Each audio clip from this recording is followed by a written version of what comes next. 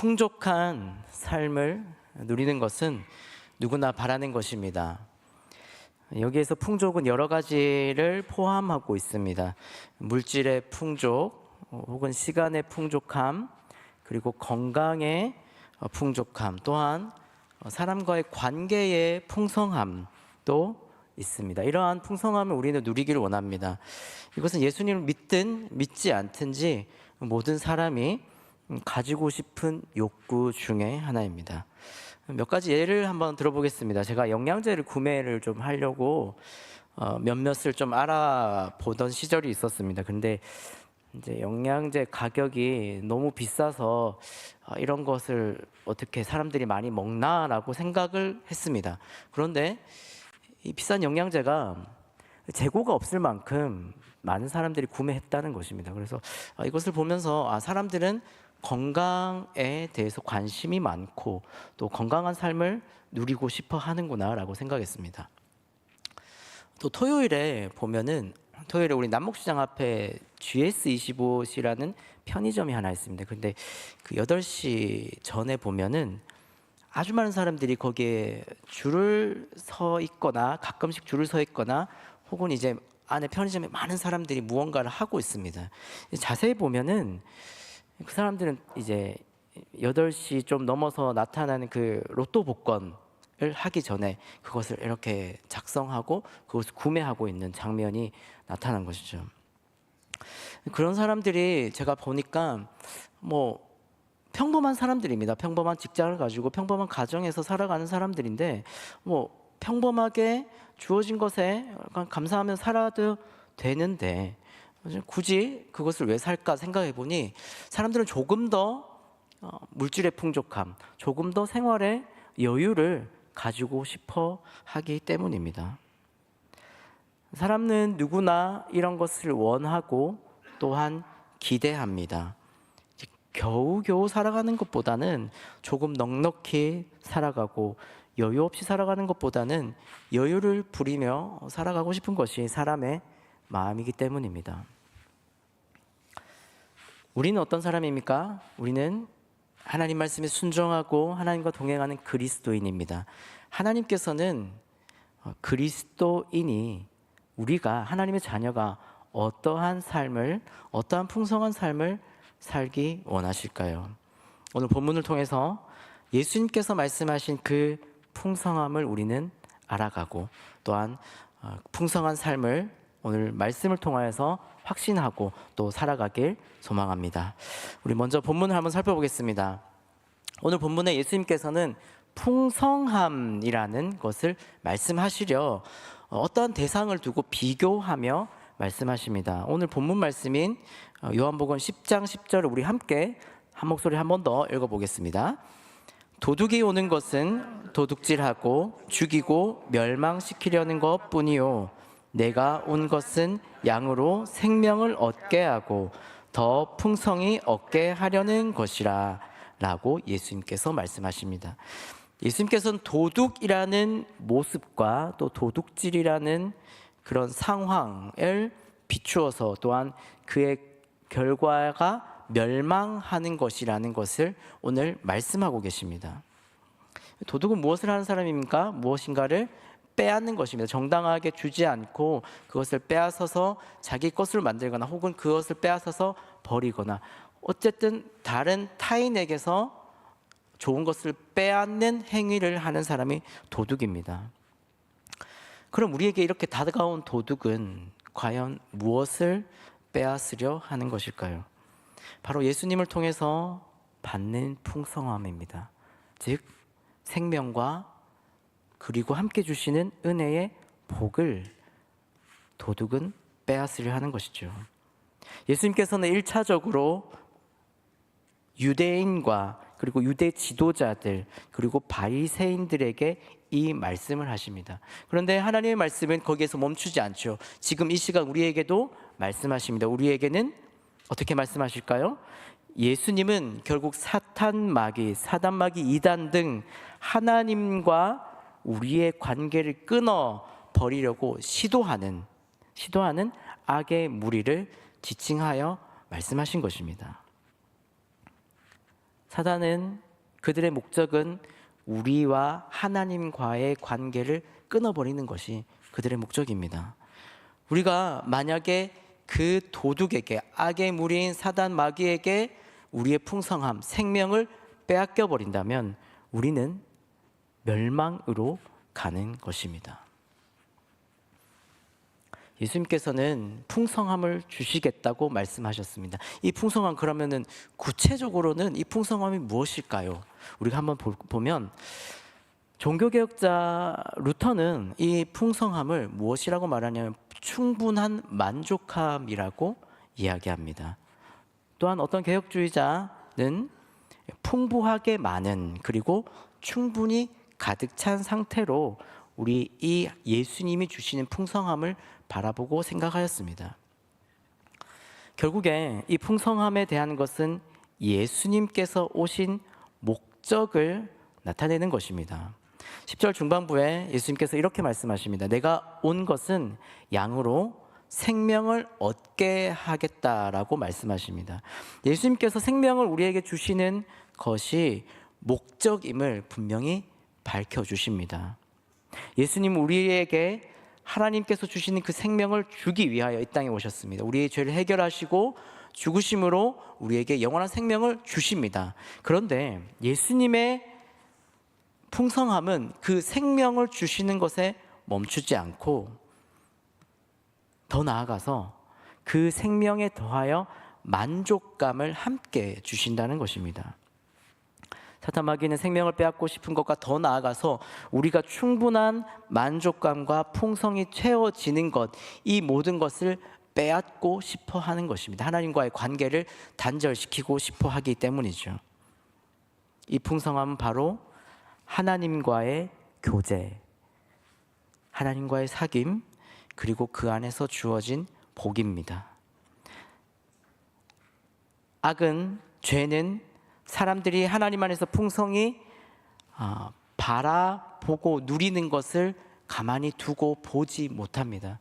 죄악은, 악은, 사단 마귀는 우리가 하나님과 풍성한 교제를 누리고 있는 것을 굉장히 가만히 두고 보지 못하고 괴로워하고 꼴사나워합니다. 그리고 거기에 멈추지 않고 이것을 빼앗아 버리려 하는 것이죠. 그리고 하나님과의 우리 관계를, 교제를 끊어버리려 무단히 노력합니다. 그럼 우리는 이 하나님께 주시는 이 복, 하나님과의 교제, 사귐, 생명을 빼앗기도록 가만히 놔둬야 될까요? 빼앗기면 멸망으로 가는 길밖에 없습니다. 하나님과의 우리 교제가, 관계가 끊어져 버리면 우리는 어디에 가야 될 것입니까? 우리는 더 이상 하나님의 자녀라고 칭함을 받을 수도 없을 것입니다. 하나님께서는 우리가 하나님과의 교제를 끊어지지 않게, 그리고 하나님과의 관계가 무너지지 않게 우리를 만드시고 또 우리를 그렇게 이끄십니다. 그래서 우리에게 하나님께서 주시는 끝없는 그 복을 하나님께서는 받을 수 있게 만드셨습니다. 우리는 연약합니다. 그래서 우리 자신을 지킬 수 없어서 하나님께서 우리를 지켜주시는 것입니다. 무엇으로 하나님께서 지켜주실까요? 바로 말씀과 기도입니다. 목사님, 말씀과 기도 너무 많이 들었는데요, 올해 시작하면서 또 들었습니까? 또 해도 넘쳐도 매일 들어도 중요한 것이 말씀과 기도이기 때문입니다. 말씀과 기도를 놓치면 멸망으로 가는 길이기 때문에 우리는 말씀을 또 이야기하고 기도를 또 이야기해야 되는 것입니다. 먼저 말씀입니다. 말씀은 우리의 양식입니다. 마태복음 4장 4절에 예수님께서 대답하여 이르시되 기록되었으되 사람이 떡으로만 살 것이 아니요 하나님의 입으로부터 나오는 모든 말씀으로 살 것이라 라고 예수님께서 말씀하십니다. 누구한테 말씀하셨죠? 누구한테 말씀하셨을까요? 사탄에게. 사탄이 지금 예수님을 꼬이고 있죠? 그런데 예수님은 전혀 변함없이 하나님의 말씀을 전하십니다. 그리고 확실하게 말씀하십니다. 사단에게 분명히 이렇게 말씀하십니다. 사람의 눈으로 보이는 육신의 배가 불러지는 빵, 떡, 밥, 살아가는 것이 아니라, 고기로 살아가는 것이 아니라 하나님께서 주시는 말씀으로 살아가야 한다라고 예수님께서는 분명히 말씀하십니다. 마귀는 이 이야기를 듣고 어떡합니까? 계속 예수님 괴롭힙니까? 아니요, 떠나가 버립니다. 잠시 잠깐이지만 떠나가 버립니다. 왜냐? 더 이상 할 말이 없거든요. 이게 맞는 말이기 때문입니다. 말씀을 읽자, 말씀을 읽읍시다, 말씀을 읽고 묵상합시다 라는 말은 계속 강조하여도 부족합니다. 왜 그럴까요? 우리의 삶에 다가와서 변화시키는 것은 말씀이 전부이기 때문입니다. 말씀 외에 우리가 변화되려고 하는 것은 다 옳지 않은 것들입니다. 하나님 말씀 외에는 우리를 변화시킬 만한 것들이 이 세상에 찾아볼 수 없기 때문입니다. 그런데 우리는 이러한 변화들을 왜 자주 겪지 못하고 있을까요? 하나님과 우리 관계를 끈끈이 언제나 하지 못하고 왜 잠깐 느슨해지거나 잠깐 끊어져 버린 것처럼 삶을 살아가거나 왜 우리는 이런 풍성한 말씀을 누리지 못할까요? 성경 말씀을 가깝고 또 접하기 쉬운 시대가 이전에는 없었습니다. 지금이 제일 좋은 시대입니다. 좋은 목사님들의 말씀이 풍성합니다. 담임 목사님 말씀 듣고 싶으면 유튜브에 가기만 하면 다시 또 들을 수 있습니다. 은혜 받은 주일 말씀 또 들을 수 있는 것입니다. 그것이 바로 우리의 시대입니다. 그런데 우리는 그것보다 다른 것을 자꾸 찾아다니기 때문에 우리는 하나님과의 교제의 풍성함을 누리지 못하고 있는 것입니다. 우리 눈에 좋은 대로, 마음대로, 편안한 대로 살아가다 보면 정작 우리 영혼의 양식을 채워야 하는 그 말씀을 먹지 않을 때가 너무 많다는 것입니다. 빵이나 떡이나 고기나 육신의 배만 불리고 또 내가 하고 싶은 것만, 내 마음만 채우는 그런 행동들을 자꾸 하니 우리의 영혼은 계속해서 말라가는 것입니다. 밥을 안 먹으면 배가 고파서 올바른 생활을 할 수 없습니다. 제가 설교 전에는 항상 밥을 안 먹는데요. 오늘도 안 먹고 왔습니다.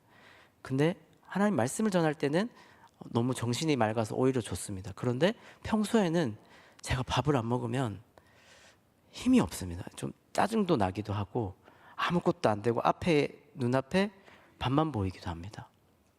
우리의 육신도 이렇게 연약해서 밥을 찾으려 하는데 영혼이 계속해서 말라간다면 우리는 하나님 말씀을 찾을 수밖에 없습니다. 그런데 그것을 거부하고 계속해서 우리의 영혼이 찾아가야 되는 그 말씀을 계속해서 바라봐야 되는데도 불구하고 우리는 그것을 멀리하고 계속 다른 것으로 채워 넣으려 하는 것이죠. 그러다 보니 우리의 영혼은 말라서 가죽만 남게 되는 것입니다. 하나님 말씀만 읽으면 우리의 삶이 풍성함으로, 풍족함으로, 만족함으로 나아갈 수 있습니다. 말씀을 읽어서 그것으로 채우면 우리의 영혼은 배가 부르고 든든하게 됩니다. 그러면 이 말씀을 읽은 사람, 배가 부르고 성장한 사람, 이 사람들은 어떤 사람들일까요? 베드로 전서 2장 2절에 말씀을 읽은 사람들이 이런 사람들입니다. 갓난 아기들 같이 순전하고 신령한 젖을 사모하라. 이는 그로 말미암아 너희로 구원에 이르도록 자라게 하려 하는 것입니다. 말씀은 구원에 이르는 것이고, 말씀은 우리의 영혼이 자라가는 것이고, 말씀은 갓난 아기가 젖을 사모하는 것처럼 생명을 찾아 나서는 것입니다. 그리고 우리의 영적인, 우리의 삶이 성장하는 밑거름, 성장하는 동력이 되는 것입니다. 다른 것을 아무리 채워봤자 우리의 영혼이 성장하지 않습니다. 우리는 말씀을 통하여서 삶의 길을 발견합니다. 어떻게 살아가야 되는지, 어떻게 풍성한 삶을 살아야 되는지 하나님께서 말씀하여 주십니다. 그리고 말씀을 통하여서 예수님이 누군지도 알아가게 되는 것이죠. 예수님께서 살아가신 것을 쫓아서 살아갈 수 있게 됩니다. 말씀을 읽음으로 죄를 깨닫고 생명으로 나아가는 길이 되는 것입니다. 이것이 바로 말씀을 읽을 때 하나님과의 교제에서 오는 그 풍성함을 발견하는 것입니다. 그래서 우리는 말씀을 읽어야 됩니다. 두 번째입니다. 두 번째 기도입니다. 기도는 우리가 살 길입니다. 이사야 1장 18절 말씀 우리가 함께 읽도록 하겠습니다. 시작.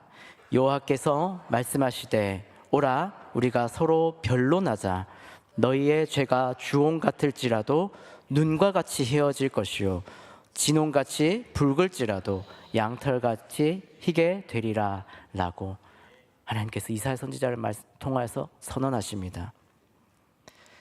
제가 CCC 한국 대학생 선교회라는 곳에서 젊은 대학생 시절을 보냈습니다. 그때 이제 거기에서 기도에 대해서 알려줄 때 하나의 표현을 하는데 그 표현이 바로 영혼의 호흡이라고 하는 표현입니다. 이것은 무엇을 말하냐면 숨을 쉬는 방법에 대해서 설명을 하면서 거기에 비유하며 나타냅니다. 우리가 숨을 내쉴 때 이산화탄소를 내뱉고 그리고 들이마실 때는 좋은 것과 산소를 받습니다. 즉 살아가기 위해서 우리 몸에 있는 나쁜 노폐물과 이산화탄소를 뱉어버리는 것입니다. 그리고 우리가 꼭 필요한 생명 유지 장치에 필요한 산소 모든 것을 숨을 받으면서 얻는 것입니다. 그러면 우리의 삶의 기도가 영혼의 호흡이라고 한다면 우리는 무엇을 뱉고 무엇을 받아 먹어야 될까요? 바로 죄를 뱉고 고백하고 그리고 성령 충만을 삼키고 성령 충만을 간구함으로 받는 것입니다. 죄는 하나님과 우리 사이의 관계를 막는 담입니다. 하나님께 나아가려고 해도 죄 때문에 하나님께 나아가지 못합니다. 해결돼야 하나님께 나아가는 것입니다. 그래서 우리는 또 하나님께 오는 것입니다. 하나님과 우리가 막혀 있다면 지금 잘 안 된다면 그것은 죄밖에 없습니다. 그 죄악을 무너뜨려야 되는 것이죠. 우리는 예수 그리스도의 이름으로 믿음으로 그 보혈에 인하여 깨끗하여졌습니다. 또 깨끗하여집니다. 십자가의 사랑은 우리를 그렇게 할 수 있게 만드셨습니다. 그래서 우리는 회개하는 것이죠. 누군가 이렇게 얘기할 수도 있습니다. 나는 죄가 없는데 자꾸 왜 회개하라 하십니까? 라고 하기에는, 그렇게 말하기에는 우리의 삶에 나타나는 불쑥불쑥 등장하는 이 죄가, 이 죄를 무시할 수 없는 것입니다. 나는 죄가 없다라고 말하기에는 우리 삶에 하나님과 나밖에 모르는 그 죄도 계속해서 여전히 있기 때문에 우리는 여전히 회개하는 자리에 하나님께 나아가야 되는 것입니다. 끊없이 회개함으로 우리의 죄를 뱉어버려야 됩니다. 우리의 생명을 가로막고 있는 것을 뱉어버리고 하나님 앞으로 나아가서 하나님께 이 더러운 것들 다 토해내야 됩니다. 해결해달라고 해야 되는 것이죠. 그러면 우리는 무엇을 삼킵니까? 성령 충만을 간구해야 됩니다. 우리의 영혼의 죄를 고백하면, 그리고 그것을 생명 유지 장치로 다시 들여보내줄 그 성령 하나님을 우리는 삼켜야 하는 것입니다. 성령 하나님의 내주하심, 즉 성령 충만을 간구해야 되는 것입니다. 성령 충만은 사람의 변화를 일으킵니다. 성령 충만한 사람은 새로운 일들을 합니다. 그리고 성령 충만한 사람은 풍성함을 발견하고, 성령 충만한 사람은 하나님과의 교제가 끊어지지 않습니다. 베드로의 모습을 볼까요? 사도행전 2장 14절에 베드로가 이렇게 설교합니다. 베드로가 열한 사도와 함께 서서 소리 높여 이르되 유대인들과 예루살렘에 사는 모든 사람들아, 이 일로 너희로 알게 할 것이니 내 말에 귀를 기울이라 라고 베드로가 얘기합니다. 베드로는 원래 이렇게 멋진 사람이었을까요? 베드로는 사도였지만 그도 두려움에 떨었던 시간이 있습니다. 예수님을 부인한 적도 있었습니다. 그런데 그가 오순절 성령 강림 사건, 성령 충만하니까 그 많은 유대인들, 여전히 예수님을 죽였던, 예수님을 고발하였던, 여전히 사도들을 죽이려고 쫓아다닌 그 많은 사람들 앞에서 자기의 이야기에 귀를 기울이라고 얘기합니다. 그럼에도 그는 이제 용기를 내어서 말씀을 전하는 것이죠. 그가 말씀을 전할 때 어떻게 됐습니까? 수많은 사람들이 돌아왔습니다. 그들로 인해 초대교회가 시작된 것입니다. 베드로가 성령 충만함으로 하나님의 말씀을 전할 때 세상이 바뀐 것입니다. 사도 바울은 어떨까요? 사도행전 9장 20절에 그가 이제 눈을 감았다가 눈을 떠서 이제 음식을 먹고 회복됐습니다. 이제 바울이 할 일은 무엇일까요? 사울이었습니다. 그 사울이 할 일은 무엇일까요? 즉시로 각 회당에서 예수가 하나님의 아들이심을 전하였습니다. 성령 충만한 사람은 다른 할 일이 없습니다. 예수님이 하나님의 아들이, 예수님이 구원자입니다라고 고백하는 일이 가장 최우선인 것이죠. 바울은 다른 이야기도 했을 수 있습니다. 내가 사실은 예전에 그런 사람인데 그런 사람이 아닙니다라고 변명하며 다녔을 수도 있습니다. 그런데 바울은 변명하지 않고 자신의 이야기를 드러내지 않고 바로 예수님이 진짜입니다, 예수님이 구원자입니다 라고 이야기하며 다녔습니다. 사랑하는 성도 여러분, 말씀을 통하여서 그리고 기도를 통하여서 받는 하나님의 풍성함은 이루 말할 수 없습니다. 그 풍성함은 하나님과의 교제에서 나타나는 기쁨과 감사와 성령 충만과 행복과 만족입니다. 서울의 남포교회라는 곳에 박영선 원로 목사님 계십니다. 그 목사님의 설교를 제가 가끔씩 듣는데요. 그 목사님이 설교 중에 이렇게 얘기하십니다. 그리스도인의 삶에서 중요한 것이 있는데 그리스도인이 하나님 앞에서 살아갈 때 근근히 겨우겨우 살아가게 하나님께서 해주지 않으셨다라고 이렇게 말씀하시더라고요. 그래서 제가 왜 그렇게 얘기할까 생각해보니까 하나님께서는 그리스도인의 그 삶을 풍성함으로, 기쁨으로, 만족함으로, 행복함으로 가득 채우셨는데 그것을 우리가 발견하지 못하고 있다라고 말씀하는 것을 들었습니다. 왜 그럴까요?